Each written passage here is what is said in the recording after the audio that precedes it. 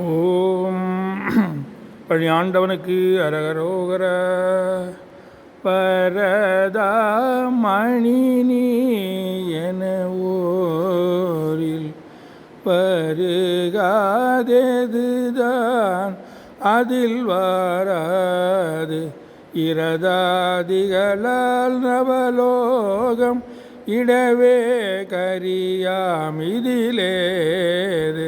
சரதா மறையோ அயன்மாலும் சகலாகம நூல் அறியாத பரதேவதையாள் தருசேய பழனாபுரிவாழ் பெருமாளே இரதாதிகளால் நவலோகம் இடவே கரியாமிதிலேது